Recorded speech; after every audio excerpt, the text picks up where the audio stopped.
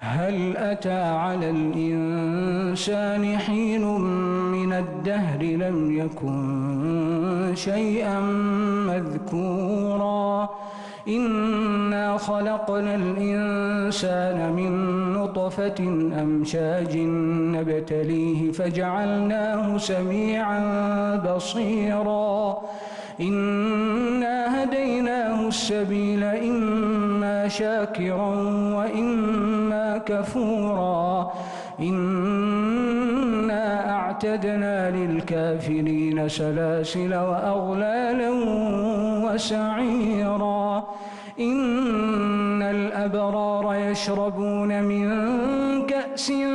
كان مزاجها كافورا عينا يشرب بها عباد الله يفجرونها تفجيرا يوفون بالنذر ويخافون يوما كان شره مستطيرا ويطعمون الطعام على حبه مسكينا ويتيما وأسيرا إنما نطعمكم لوجه الله لا نريد منكم جزاء ولا شكورا إنا نخاف من ربنا يوما عبوسا قمطريرا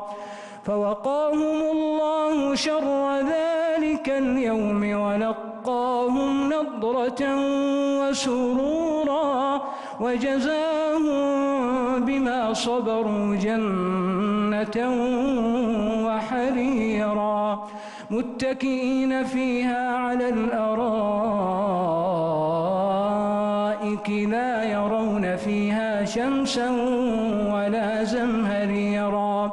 ودانية عليهم ظلالها وذللت قطوفها تذليلا ويطاف عليهم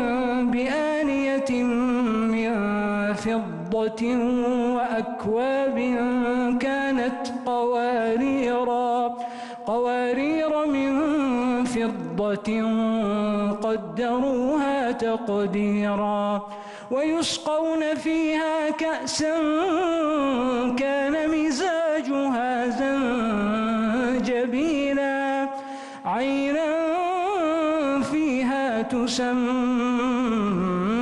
سلسبيلا ويطوف عليهم ولدان مخلدون إذا رأيتهم حسبتهم لؤلؤا منثورا وإذا رأيت ثم رأيت نعيما وملكا كبيرا عاليهم ثياب سندس خضر واستبرق وحلوا أساور من فضة وسقاهم ربهم شرابا طهورا إن هذا كان لكم جزاء وكان سعيكم مشكورا إنا نحن نزلنا عليك القرآن تنزيلا فاصبر لحكم ربك ولا تطع منهم آثما أو كفورا واذكر اسم ربك بكرة وأصيلا ومن الليل فاسجد له وسبحه ليلا طويلا إن هؤلاء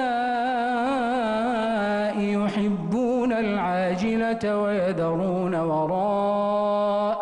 يوما ثقيلا نحن خلقناهم وشددنا أسرهم وإذا شئنا بدلنا أمثالهم تبديلا إن هذه تذكرة فمن شاء اتخذ إلى ربه سبيلا وما تشاءون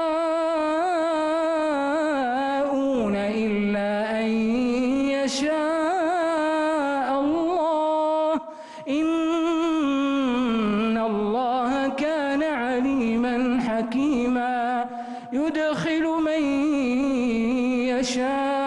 يشاء في رحمته والظالمين أعد لهم عذابا